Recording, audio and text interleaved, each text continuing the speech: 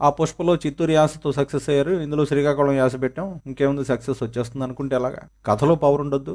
అక్కడికి మళ్ళీ యాసని వెక్కిరించకుండా దాని మీద ఒక సందేశం ఒకటి ఇచ్చారు, మా యాస మాది మా అని చెప్పి. మళ్ళీ తెలంగాణ వాళ్ళు కూడా ఏమైనా సపోర్ట్ చేస్తారేమో అన్నట్టుగా. ఏదో పాపం చాలా తంటాలు పడ్డాడు చందుమొండేటి. ఏదైనా కానీ ఆయన శ్రమ చూస్తే కళ్ళమని నీళ్ళు వస్తున్నాయి. కార్తికేయ లాంటి సినిమా తీసేటప్పుడు అతనికి ఎంతో ఫ్రీడమ్ ఉంది, కానీ ఎప్పుడు పాపం ఇదేం దరిద్రం కానీ ఏదో ఒకటి పట్టుకొచ్చి అతను మొహం మీద పడేసి ఇదిగో దీన్ని స్టోరీ చేయండి, దీన్ని సక్సెస్ చేయండి అని చెప్పి ప్రొడ్యూసర్స్ ఆయనకు అప్పచెప్తున్నారు. ఆ ప్రేమం సినిమా కూడా అంతే. అదేమో మలయాళంలో ఒక కల్ట్ హిట్ అది. ఈ నాగ చైతన్యని, శృతి హాసన్ని వీళ్ళని పెట్టుకుని అంత పెద్ద హిట్ అయిన సినిమాని మళ్ళీ ఒప్పించడం అంటే కత్తి మీద సామే.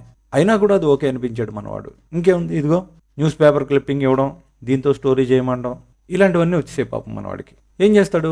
ఎంత టాలెంట్ ఉన్న డైరెక్టర్కైనా డబ్బు పెట్టే ప్రొడ్యూసర్ దొరకాలి. మరి డబ్బు పెట్టేవాడు కాబట్టి ఆయనే కథ యాక్సెప్ట్ చేయాలి. ఇదిగో నేను కథ రాసేసాను, దీన్ని నువ్వు మార్చేసి నాకు పేరు ఇచ్చేయన్నా కూడా ఇవ్వాలి, తప్పదు.